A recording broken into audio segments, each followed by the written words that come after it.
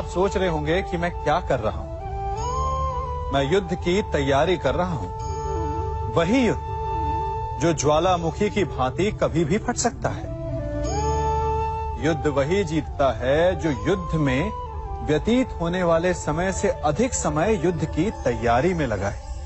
जो योद्धा अभ्यास क्षेत्र में जितना अधिक समय दे, रणभूमि में उतना ही कम रक्त बहेगा। एक सामान्य लौह और तीखी तलवार में अंतर यही है कि एक तीखी तलवार को कड़ी अग्नि परीक्षा से होकर जाना पड़ता है, लौहकार की मार खानी पड़ती है। एक तलवार जितनी पीड़ा सहेगी, उसका वार उतना ही प्रबल होता है। इसलिए पीड़ा से घबराए नहीं, उसका सामना करें, उसका अभ्यास करें, क्योंकि यही अभ्यास जीवन के युद्ध में आपको विजयश्री बनाता है। जब मेघ छाते हैं तो क्या होता है?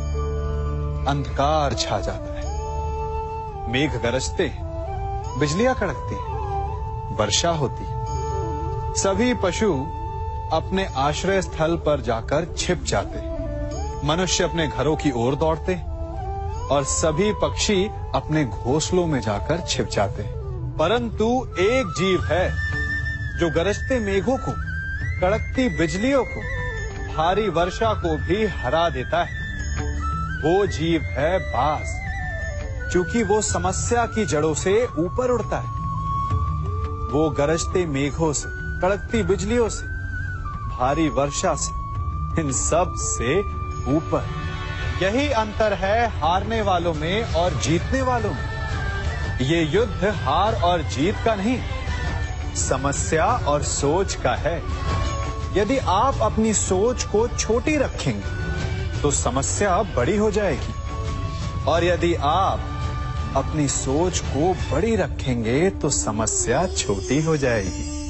दो मनुष्यों के मध्य होता है, परंतु विजय सदैव एक ही मनुष्य को मिलती है। जबकि समान रूप से दोनों शक्तिशाली होते हैं, समान ज्ञान प्राप्त करते हैं। कारण, दो प्रकार के लोहे होते हैं, एक ठंडा, एक गर्म। कभी सोचा है? लोहकार लोहे को लोहे से ही काटता है, परंतु सदैव ठंडा लोहा ही गर्म लोहे को काट पाता है। और यही नीति मनुष्यों पर भी लागू होती है। जब युद्ध होता है तो जिसके मन में ईर्ष्या होती है, जलन होती है, आक्रोश होता है, वो गर्म लोहे के समान। और जिसका मन शांत होता है, जिसका मन संयम से बंधा होता है, वो ठंडे लोहे के समान है। और वही ईर्ष्या और द्वेष नामक गर्म लोहे को काट सकता है। इसलिए यदि जीवन के संग्राम में विजय प्राप्त करनी है तो अपने मन को शांत रखें, क्योंकि गर्म लोहे की भांति ईर्ष्या और क्रोध जैसे भाव को रखने वाला मनुष्य सदैव शांत स्वभाव के मनुष्य के समक्ष निर्बल है। शक्ति ईर्ष्या और क्रोध में नहीं, शांति और संयम में है। सभी बड़े सदा यही कहते आए कि यदि आगे बढ़ना है तो अपनों का साथ दो। सत्य कहते हैं, अपनों का साथ देना ही चाहिए, परंतु साथ देने से पूर्व ये अवश्य पहचान लेना चाहिए कि अपने हैं कौन। क्या अपने वही होते हैं जिनके साथ हमारा रक्त संबंध होता है, या अपने मित्र? अपने वो होते हैं जो हमें सद्कार्य के लिए प्रेरित करें, हमें आगे बढ़ाएं, हमारा साथ दें। और वो जिनका साथ देने से समाज का नाश हो, धर्म की हानि हो, वो सगे हो करके भी सगे नहीं होते। इसलिए जब अपनों की परिभाषा का चुनाव करें तो उन्हें अपना माने जो आपका साथ दे, उन्हें नहीं जो हमें अज्ञान के मार्ग पर ले जाएं। सीमा एक रेखा ही नहीं, एक परिभाषा भी है। सीमा हर किसी की होती है, प्रेम की, धैर्य की, मित्रता की और शत्रुता की भी। और जो सदैव सीमा में बंधे रहते हैं वो सामान्य मनुष्य बनकर रह जाते हैं, परंतु जो समय आने पर सीमा तोड़ देते हैं वही भविष्य बनाते हैं, क्योंकि सीमा केवल आपको मर्यादा में नहीं रखती, आपको बांधती भी है। अब ये आप पर, मुझ पर, हम सब पर निर्भर करता है कि ये जाने कौन सी सीमाएं हमें बांधती हैं और कौन सी सीमाएं शक्ति के नए मार्ग समक्ष लाती हैं। इसलिए सीमाएं तो जो कर सकते हो उससे अधिक करने का प्रयत्न करो, तभी नई सीमाएं बना पाओगे। भाग्य क्या है? जो आपने किया उसे भोगना भाग्य है, या जो आपके पूर्वजों ने किया उसका फल भाग्य है? नहीं, भाग्य वही है जो आपने किया, क्योंकि हर मनुष्य को अपने कर्मों के फल भुगतने होते हैं। इसलिए यदि जीवन में कुछ भी करें तो उस पर अपनी दृष्टि अवश्य रखें, क्योंकि आपके एक कर्म का फल आपका भविष्य बदल सकता है।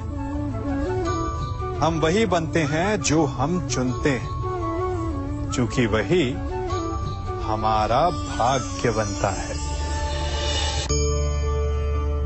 मनुष्य सुंदरता से आकर्षित होता है, उससे प्रेम करता है और असुंदर को देता है। ऐसा होता है ना?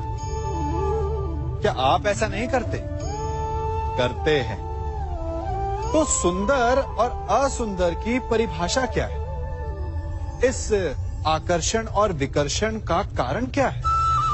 कभी सोचा है?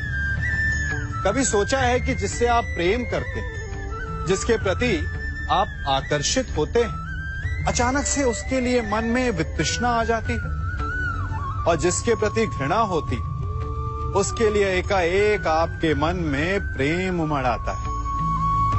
कारण है दृष्टिकोण। क्योंकि सुंदरता आपके मन में होती है, आपके सोच में होती है, आपके दृष्टिकोण में होती है। इसीलिए किसी को कीचड़ में खिला हुआ कमल सुंदर लगता है, और किसी को निर्मल चंद्रमा में भी कलंक का धब्बा दिख जाता है। यदि आपको सुंदरता अनुभव करनी, हर पल आनंद में रहना है, तो अपने दृष्टिकोण को सुंदर बनाएं और अपने आप सब कुछ सुंदर बन जाएगा। हम अपनी सोच और संसार की मान्यता के अनुसार अपने विचार बनाते हैं। जैसे सत्य कहना धर्म है, असत्य कहना पाप, सहनशीलता धर्म है और क्रोध करना अधर्म, उपकार करना, जीवों पर दया करना धर्म है और निष्ठुर होना अधर्म। परंतु क्या यही सत्य है? क्या कभी कभी परिस्थितियां इन आवेशों को उल्टा नहीं कर देती? करती है। यदि इस संसार में कुछ धर्म है, कुछ पुण्य है, कुछ महान है, तो परिस्थिति के अनुसार चलना। जटायु स्मरण है आप सबको, वो जिन्होंने रावण पर क्रोध किया था, उस पर आक्रमण किया था। उस समय जटायु का क्रोध पाप नहीं था, धर्म था। इसीलिए अंत में उन्हें भगवान राम की गोद मिली।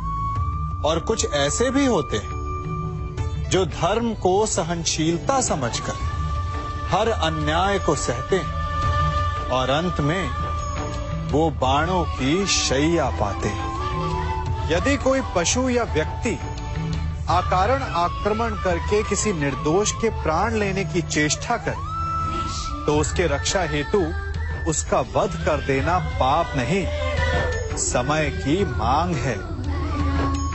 क्योंकि आक्रमण भी आत्मरक्षण ही है। यदि किसी दुष्ट की सहायता करने से सामान्य मनुष्य को कष्ट पहुंचे, पीड़ा पहुंचे, तो उसे सहायता ना देना ही धर्म है। अकारण क्रोध अस्वीकार्य है, परंतु यदि क्रोध से कुछ शुभ हो, पाप बाहुभीत हो, तो क्रोध और दंड भी धर्म ही है। संसार का सबसे बड़ा पाप क्या है? असत्य बोलना, हत्या कर देना, चोरी करना या किसी का अपमान करना। संसार का सबसे बड़ा पाप है किसी निर्बल को सताना, और संसार का सबसे बड़ा दंड भी उस निर्बल के मुख से निकली हाय है। आप देख रहे हैं मैं क्या कर रहा हूं? मैं लौह पिघला रहा हूं, और ये लौह पिघलता है इस चमड़ी की बनी धूनकी से निकली हवा से। तनिक सोचिए, एक मृत पशु की खाल से बनी धूनकी इतने कठोर लोहे को भस्म कर सकती। ठीक उसी प्रकार आप चाहे जितने भी शक्तिशाली क्यों ना हो, यदि आपने किसी निर्दोष, किसी निर्बल को सताया, तो उसके मन से निकली हाय और उसका श्राप आपके जीवन को भस्म कर सकता है। स्वर्ण सज्जन पुरुष और परोपकारी मनुष्यों की गति एक समान होती है। यदि स्वर्ण टूट जाए तो उसे गर्म करो, ताप दो, पिघल कर वो फिर से जुड़ जाता है। ठीक उसी प्रकार मतभेद होने के पश्चात भी एक सज्जन पुरुष और महान पुरुष फिर से मित्र बन जाते हैं। परंतु दुर्जन दुष्ट माटी से बने लोग उस पके हुए मटके के समान होते हैं कि जिनमें यदि एक बार दरार आ जाए तो वो स्वयं ही स्वयं का सर्वनाश कर लेते हैं। इसलिए मित्रता केवल सज्जनों से ही करें ताकि मतभेद ना हो। दुष्टों का समूह अपना नाश स्वयं ही कर लेता है। यदि कोयले की खान में जाओ तो चाहे जितनी भी सावधानी बरतो, अपने वस्त्रों पर कालिख लग ही जाती है। इसलिए दुष्ट मित्रों से सावधान। सज्जन शत्रु प्रत्येक परिस्थिति में श्रेष्ठ है। प्रत्येक मनुष्य सफलता पाने के लिए कार्य करता है। कुछ सफल होते हैं, कुछ नहीं होते, और जो सफल नहीं होते वो सदा अपनी असफलता का कारण या तो अपनी परिस्थितियों को बताते हैं या अपने सहयोगियों को दोषी ठहराते हैं। परंतु क्या वास्तविकता में ऐसा ही होता है? क्या कोई परिस्थिति या कोई व्यक्ति किसी की असफलता का कारण बन सकते हैं? उत्तर हां भी है और ना भी। कैसे? आप इस तितली को देख रहे हैं? आपने एक मक्खी को भी देखा होगा। प्रकृति ने दोनों को समान गुण दिए हैं रस पान करने का। एक तितली फूलों पर जाकर उसका रस लेती और इस अवस्था में नए फूल खिलने की व्यवस्था भी करती है, और मक्खी घाव पर बैठती है, घाव को सड़ाती है और रोग भी फैलाती है। यदि इसमें किसी बात का अंतर है तो केवल सोच का।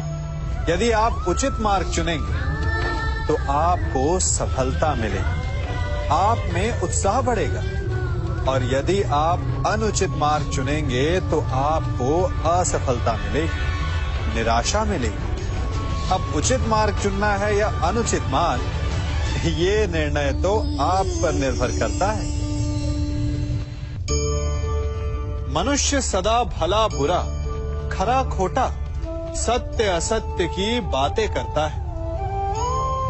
सत्य को अच्छा मानता है और असत्य को बुरा। परंतु क्या आपने कभी ये सोचा है कि प्रत्येक वस्तु, प्रत्येक भाव का एक महत्व होता है? दोनों ही एक दूसरे के पूरक होते हैं। यदि काला रंग नहीं होगा तो क्या श्वेत रंग की आभा का अनुभव होगा? यदि असत्य नहीं होगा तो क्या सत्य के महत्ता का ज्ञान होगा? यदि बुरा नहीं होगा तो क्या भले पर आपको विश्वास होगा? कुछ महत्वपूर्ण है तो दोनों के मध्य का संतुलन। बुरी से बुरी वस्तु, समय या भाव, कोई ना कोई स्वयं में शुभ छिपाए रखती है। कभी काले गरजते मेघों को देखा है? उसके किनारे भी एक स्वर्णिम आभा होती है। उसी प्रकार यदि आपके जीवन में बुरा समय आए तो आपको अपने सच्चे मित्रों की पहचान हो जाती है। तो बुरे समय में निराश ना हो, उसमें भी कुछ शुभ खोजने का प्रयास करें और धीरे धीरे सब कुछ आपके जीवन में स्वतः शुभ हो जाएगा। संसार में सबसे महत्वपूर्ण क्या है? दृष्टि या दृष्टिकोण, समझ या सोच? सामान्यतः मनुष्य की दृष्टि और सोच में अधिकतर वो वस्तु, वो घटनाएं, वो भाव श्रेष्ठ हैं जो हमें आनंद दें, और जो हमें आनंद नहीं देते उन्हें हम दुखदाई मान लेते हैं। परंतु दृष्टिकोण और सोच को यदि एक भिन्न कोण से देखें तो परिस्थितियां भिन्न सिद्ध हो सकती हैं। जिस प्रकार भीषण गर्मी हमें सुहाती नहीं, परंतु वही गर्मी सागर और नदियों के जल को वाष्पित करती है और हमें मनोरम वर्षा का आनंद देती है, उसी प्रकार भीषण परिश्रम के पश्चात हमें सफलता मिलती है। शिक्षा के पश्चात हमें हमारा लक्ष्य मिलता है। तो सदा स्मरण रखिएगा कि दुख और पीड़ा से भागे नहीं, क्योंकि यही भविष्य में आने वाले सुख का मूल है। जब भी आपने यात्रा की होगी तो अवश्य अपने मार्ग के आसपास कुछ रिक्त स्थान देखे होंगे, कुछ खेत देखे होंगे, कोई ना कोई भूमि का टुकड़ा अवश्य देखा होगा। कुछ स्थान ऐसे होते हैं जहां पेड़ लगे होते हैं, जहां माली बड़े प्रेम से उन्हें बोता है, उन्हें सींचता है। और कुछ स्थान ऐसे भी होते हैं जहां बिना माली के खरपतवार उग जाते हैं, कुछ अन्य पौधे उग जाते हैं। माली द्वारा उगाए वृक्ष हमें ठंडी छाया देते हैं, हमें फल देते हैं, ईंधन के लिए लकड़ियां देते हैं। और बिना परिश्रम के उपजित खरपतवार यदि कुछ करते हैं तो ये कि वो भूमि को बंजर बनाते हैं। हमारा मन भी रिक्त भूमि की भांति होता है। यदि अपने परिश्रम से उसमें सुविचारों के बीज डालोगे तो फलदायक विचार उपजेंगे, और यदि उसे रिक्त छोड़ दिया तो खरपतवार की भांति अनुपयोगी विचार आपके मन को अपना घर बना लेंगे, आपके मन को मैला कर देंगे, उसे बंजर कर देंगे। अब निर्णय आपका है कि आपको सुविचार देने वाला मन चाहिए या कुंठा देने वाला।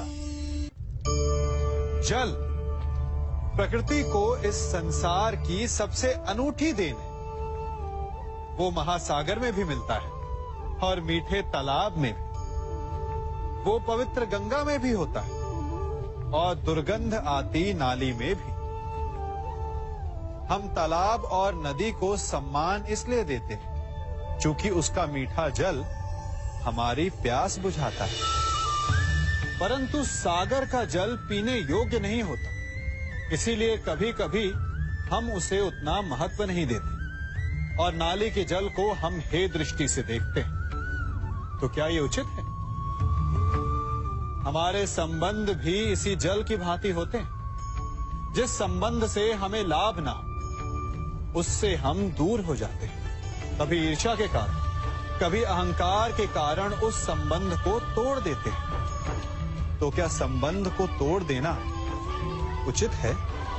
तनिक विचार कीजिए। माना कि सागर का जल फसल नहीं दे सकता, परंतु मोती तो देता है। माना कि नाली का गंदा जल हमें किसी भी कार्य के लिए उपयुक्त ना लगे, परंतु वो भी कहीं लगी अग्नि को बुझा सकता है। ठीक इसी प्रकार प्रत्येक संबंध कहीं न कहीं किसी न किसी परिस्थिति में उपयोगी हो सकता है।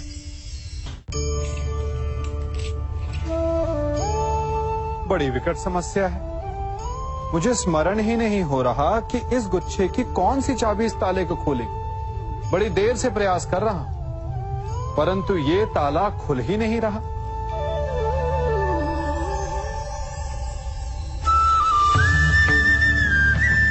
ऐसी परिस्थिति में आप क्या करेंगे? अधिकतर लोग ऐसी परिस्थिति में अपनी आशा खो बैठते हैं। उन्हें लगता है कि चाबी खो गई। वो तिलमिला जाते हैं, क्रोधित हो उठते हैं। परंतु उस समय धैर्य रखें तो गुच्छे की अंतिम चाबी ताला खोल सकती है। कुल्हाड़ी का अंतिम प्रहार वृक्ष को काट के गिरा देता है, परंतु क्या सत्य में कुल्हाड़ी का अंतिम प्रहार वृक्ष को काट के गिरा देता है? आपको आपका लक्ष्य दिला देता है? नहीं। आपका निरंतर प्रयत्न ही आपको सफलता दिलाता है। जब आपका मन निराश है तो अपने कार्य में दुगनी उत्साह से जुट जाइए, क्योंकि अनावरत बहता जल ही कठोर चट्टान को काट सकता है। सफलता का मूल है परिश्रम, प्रयास और आशा। मनुष्य का जीवन ऋतुओं के समान होता है। आज ग्रीष्म तो कल वर्षा, परसों शीत। तनिक संकट आया तो हम संयम खो बैठते हैं। तनिक ऋतु बदली तो हम अधीर हो जाते हैं। अपने आक्रोश में, अपने क्रोध में हम उनसे ही संबंध बिगाड़ लेते हैं जो हमारे अपने होते हैं। क्यों ऐसा होता है ना? हमें लगता है कि हमारे अपने हैं, फिर से मना लेंगे। परंतु स्मरण रखिए, सदा ऐसा करना संभव नहीं होता। सागर की उछलती लहरों को तट सहता है, और यदि तट ही टूट जाए तो बाढ़ आ जाती है। हमारे संबंध भी दूध की भांति होते हैं। दूध तपकर उबल सकता है, परंतु यदि उसमें खटास आ जाए तो वो फट भी जाते हैं। और फटे दूध को चाहे जितना मत लो, उसमें से माखन नहीं निकलेगा। इसीलिए अपने संबंधों को संभल कर निभाना चाहिए। मनुष्य की सबसे बड़ी दुर्बलता क्या होती है? सोचिए। धन, प्रेम, अहंकार। मनुष्य की सबसे बड़ी दुर्बलता होती है उसके रहस्य।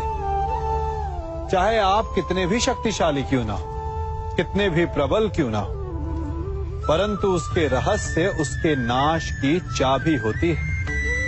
इसलिए यदि प्रबल रहना है, शक्तिशाली रहना है, समर्थ रहना है, तो अपने रहस्य को किसी को भी ना बताएं, ना मित्र को और ना ही शत्रु को, क्योंकि समय पड़ने पर कब कौन शत्रु हो जाए ऐसा कहना संभव नहीं। विभीषण को रावण के अमृत कुंड का ज्ञात था, इसीलिए प्रभु श्री राम रावण का वध करने में सफल हो सके। इसलिए उचित यही है कि आप अपने रहस्य को स्वयं तक ही सीमित रखें। मनुष्य का मन बड़ा विचित्र होता है। कल्पना में ही विकास करता है, संपन्न भविष्य का स्वप्न देखता है, और कल्पना में ही जो नहीं हुआ उससे भय खाता है। और यही भय मनुष्य का सबसे बड़ा शत्रु है। हमारे भविष्य के मार्ग में, हमारे आनंद के मार्ग में सबसे बड़ी बाधा है। अब आप लोग मुझसे पूछेंगे कि इसका तोड़ क्या है, भय से मुक्ति कैसे पाई जाए? तो ये प्रश्न आप स्वयं से पूछिए। तनिक सोचिए, जब आप एक सुंदर भविष्य की कामना करते हैं तो उसे पाने के लिए आप परिश्रम करते हैं ना? ठीक उसी प्रकार भय से मुक्ति पाने के लिए आप उससे लड़ जाएं। और उसका निवारण आपको स्वतः ही मिल जाएगा। इसलिए जब भी भय आपको सताए तो उससे भागे नहीं, उससे घबराए नहीं, क्योंकि भय का काम ही होता है आपको भयभीत करना। इसलिए जब भी भय आप पर आक्रमण करे तो आप भी उस पर पहले ही आक्रमण कर दें। हम सब मित्रों के साथ रहना चाहते हैं, शत्रुओं से दूर रहना चाहते हैं। क्यों? क्योंकि हमें जीवन में आनंद पाना है, जीवन में आगे बढ़ना है, स्वयं को संपन्न देखना है। और यदि किसी से भी आप पूछेंगे कि जीवन में सफलता पाने के लिए सबसे अधिक आवश्यकता किसकी होती है, तो हर एक आपको लगभग एक ही उत्तर देगा। सफलता प्राप्त करने के लिए आपको सच्चे मित्रों की आवश्यकता होती है। परंतु यदि आपको और अधिक सफल होना है तो आपको केवल मित्रों की नहीं, शत्रु की अधिक आवश्यकता है। अब आप कहेंगे, ये मैंने कैसी बात कर दी?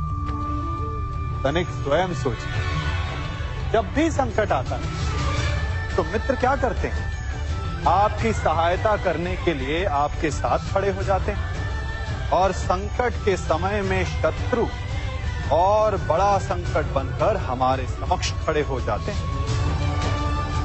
मित्र हमें सहायता देते, अपनी शक्ति देते हैं, परंतु शत्रु आपके भीतर छिपी शक्ति को बाहर लाता है, आपको और अधिक बलवान बनाता है। संगति या साथ, मित्र और साथी मनुष्य के व्यक्तित्व के लिए सबसे महत्वपूर्ण होते हैं। अब आप कहेंगे, ये कैसे? मनुष्य अवश्य अपने व्यक्तित्व के लिए उत्तरदायी होता है, परंतु मनुष्य संगति में ना चाहते हुए भी उसका व्यक्तित्व संगत की भांति हो जाता है। इन पात्रों को देख रहे हैं, मध्य में जल रखा है, इसमें दूध है और इसमें मलिन कीचड़ रखा है। यदि मैं इस जल को इस दूध में मिलाता हूं तो ये जल दूध बन जाता है, और यदि इसी जल को इस मलिन कीचड़ में मिलाता हूं तो क्या हुआ? ये जल कीचड़ बन गया। ऐसी कोई युक्ति नहीं कि जल बिना घुले मिले दूध या कीचड़ में अपना अस्तित्व बनाए रखे या उनसे अलग रहे। और ठीक ऐसा ही मनुष्य के जीवन में भी होता है। यदि एक गुणहीन व्यक्ति गुणवानों की संगत में बैठे तो उसे भी गुणवान समझा जाता है, सम्मान का पात्र समझा जाता है। और यदि एक गुणवान व्यक्ति गुणहीनों की संगत में बैठे तो उसे भी तिरस्कार मिलता है। इसलिए अपने जीवन में सदैव संगति सोच समझकर सावधानी से चुनिएगा। कभी खेत में किसी किसान को खेती करते देखा है? वो उसे सींचता है, उसे जोतता है, पशु पक्षियों से खेत की फसल की रक्षा करता है, परंतु एक बात का वो सबसे विशेष ध्यान रखता है कि कहीं खेत में खरपतवार ना उग जाए, क्योंकि एक खरपतवार खेत की सारी फसल को नष्ट कर सकती है। ठीक उसी प्रकार यदि वंश की कोई संतान खोटी निकल जाती है तो वो समूचे वंश का सर्वनाश कर देती है। इसीलिए संतान के लालन पालन में विशेष ध्यान देना आवश्यक होता है, क्योंकि संतान वो फसल होती है जो वंश के आने वाले समय को महान बना सकती है या फिर वंश का पतन भी कर सकती है। मनुष्य भी बड़ा विचित्र प्राणी है। अपनों से नीचे के स्तर के लोगों को वो हे दृष्टि से देखता है, उनका उपहास उड़ाता है, उनसे बार बार कहता है कि तुम्हारा कुछ नहीं हो सकता, तुम भविष्य में कुछ नहीं कर पाओगे। जब मनुष्य के पास धन, संपत्ति, मान होता है तो वो दूसरों का आदर नहीं करता, परंतु वो एक बात भूल जाता है कि उससे भी अधिक शक्तिशाली कोई अस्तित्व में है, और वो है समय। काल। काल अपना चक्र कब बदलेगा ये कोई नहीं जानता। समय अपनी करवट कब लेगा ये कोई नहीं जानता। कोयला भी समय के साथ साथ हीरे में परिवर्तित हो जाता है। इसलिए जीवन में कभी भी किसी का भी उपहास नहीं उड़ाना चाहिए। देख रहे हैं इसे? ये रेत है। कहा जाता है कि इसे आप मुट्ठी में बंद करके नहीं रख सकते। क्यों? क्या इसका स्वभाव ही ऐसा है, या हमारे हाथों में इतनी सक्षम शक्ति नहीं कि इसे मुट्ठी में बंद करके रख सके, या फिर इसका स्वरूप ही ऐसा है कि ये फिसल ही जाएगी। कदाचित इसीलिए कहा जाता है कि आप रेत को मुट्ठी में बंद करके नहीं रख सकते, परंतु मैं आपसे कहता हूं कि आप रेत को मुट्ठी में बंद करके रख सकते हैं। कैसे? इसका उत्तर है, यदि आपके हाथों में पसीना हो तो आप रेत को अपनी मुट्ठी में जकड़ सकते हो। और पसीना कैसे आता है? परिश्रम से, प्रयास से। तो यदि आप परिश्रम से निकले पसीने से आप रेत को मुट्ठी में बंद कर सकते हो, तो ऐसा क्या है जो आप जीवन में परिश्रम से पा नहीं सकते? मान, सम्मान, धन, संपत्ति, बल, ये सब परिश्रम की उत्पाद है। हम कौन हैं? हमारा अस्तित्व क्या है? हम क्या हैं और क्या बन सकते हैं? ये बड़ा विचित्र प्रश्न है, परंतु उतना ही महत्वपूर्ण भी। मनुष्य सदा अपने वर्तमान प्रारब्ध के लिए अपने अतीत को उत्तरदायी ठहराता है, अपने जन्म को, अपने परिवार को उत्तरदायी ठहराता है। परंतु तनिक सोचिए, एक कमल जो कीचड़ में खिलता है, वही कमल भगवान की मूरत पर शोभित होता है। एक कोयला जिसे कोई भी शीघ्र नहीं छूना चाहता, परंतु वही कोयला धरा का ताप और दबाव सहकर हीरे में परिवर्तित हो जाता है, और वही हीरा मस्तक पर सुशोभित होता है। तो इन उदाहरणों का निष्कर्ष क्या है? इन उदाहरणों का ये निष्कर्ष है कि उससे कोई अंतर नहीं पड़ता कि आपने जन्म कहां लिया। आपके कर्म आपका स्तर निर्धारित करते हैं। हमने कहां जन्म लिया ये हमारे नियंत्रण में नहीं था, परंतु हम कब और कहां अपने जीवन की अंतिम श्वास लेंगे ये अवश्य हमारे नियंत्रण में होता है। तो कर्म कीजिए, अपने जन्म की उलाहना मत दीजिए। एक मनुष्य सदैव शांति और अपनी स्वतंत्रता चाहता है, परंतु जैसे उसे ये अधिकार मिलता है, वो दूसरों का प्रभुत्व छीन लेना चाहता है। वो उनका अधिकार, उनकी स्वतंत्रता को छीन लेना चाहता है। वो ऐसा अपने आनंद, अपने लाभ के लिए करता है। अपने लाभ के लिए वो दूसरों का शोषण करता है। जो आलोचना नहीं करता उन पर अधर्म करता है। परंतु वही मनुष्य एक बात का स्मरण रखना भूल जाता है कि उसके कर्म ही उसे उसका फल भी देंगे। उसका प्रारब्ध उसे उसके मंतव्य तक अवश्य लेकर जाएगा। वर्षा का जल चाहे सागर में मिले या माटी में, परंतु समय के सूर्य की किरण उसी जल को वष्प में परिवर्तित भी कर देती है। इसीलिए किसी भी मनुष्य की विनम्रता का इतना अधिक लाभ ना उठाएं कि वो उग्र हो उठे। मैं क्या कर रहा हूं? मैं इस पौधे को सींच रहा हूं। आप भी ये कार्य प्रतिदिन करते हो। जब इस पौधे को जल देंगे तभी ये फलवित होगा, इसमें से फूल निकलेंगे, इसकी सुंदरता बढ़ेगी। परंतु प्रतिदिन ये कार्य करने के पश्चात भी हम इससे एक महत्वपूर्ण सीख लेना भूल जाते हैं। हम कभी पौधों के पत्तों पर, उनकी डालियों पर, उनके फूलों और फलों पर जलधारा नहीं डालते, उन्हें धोते नहीं, परंतु फिर भी वो पनपते हैं।